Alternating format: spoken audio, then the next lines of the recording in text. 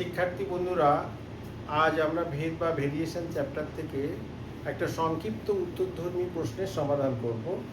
এই অঙ্কটি 2 নম্বরের। তো প্রশ্নটা এখানে লেখা আছে, এক্স ভেরিয়েশন ওয়াই জেড এবং ওয়াই ভেরিয়েশন জেড এক্স হলে দেখাও যে জেড একটা ধ্রুবক রাশি। এবার সমাধান করি।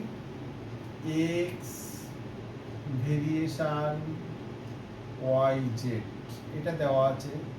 অতএব আমরা সকলেই জানি যে ভেরিয়েশন চিহ্ন তুলে সমান চিহ্ন আনতে গেলে একটা ধ্রুবক দিয়ে গুণ করতে হয়।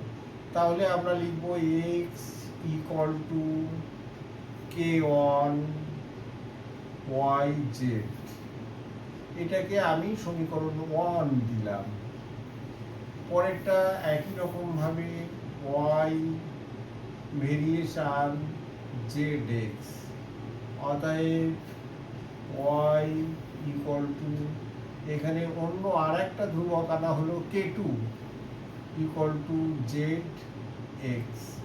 এটাকে আমি সমীকরণ 2 হিসাবে চিহ্নিত করলাম। আর এখানে একটুখানি লিখে দিতে হবে যে কে1 কে2 ভেদ ধ্রুবক, ভেদ ধ্রুবক।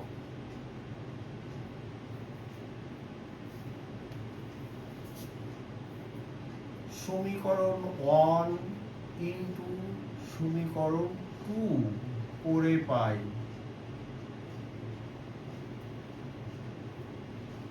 সমীকরণ দুটোকে গুণ করলে কি হচ্ছে, লেফট হ্যান্ড সাইডে X and Y, X Y, right hand সাইডে কি হচ্ছে K one K two X Y Z square. এই ইকুয়েশন থেকে আমরা জেড এর মান বের করব, যেহেতু জেড কে আমাকে ধ্রুবক প্রমাণ করতে হবে। তাহলে জেড স্কোয়ার ইকুয়াল টু, এই অংশটা যদি সাইড চেঞ্জ করে তাহলে এক্স ওয়াই এর নিচে হবে, এক্স ওয়াই নিচে হলো K one K two by X Y. X Y কেটে গেল, বা জেড ইকুয়াল টু, এটা এই অংশটার এবার বর্গমূল হবে। এবার আমরা লক্ষ্য করছি জেড ইকুয়াল টু যেটা আমাদের বেরিয়েছে সেটার ভিতরে শুধু ধ্রুবক আমরা যেটা ধরেছিলাম সেই অংশ আছে, এর ভিতরে কোনো চলরাশি নেই, অর্থাৎ এক্স ওয়াই জেড এর কোনো কিছু নেই। সুতরাং এটা একটা ধ্রুবক রাশি। তাহলে সেটাই আমরা সাইডে লিখছি, 1 by K one K two ভেদ ধ্রুবক, ভেদ ধ্রুবক, ধ্রুবক। অতএব জেড ইকুয়াল টু ধ্রুবক রাশি,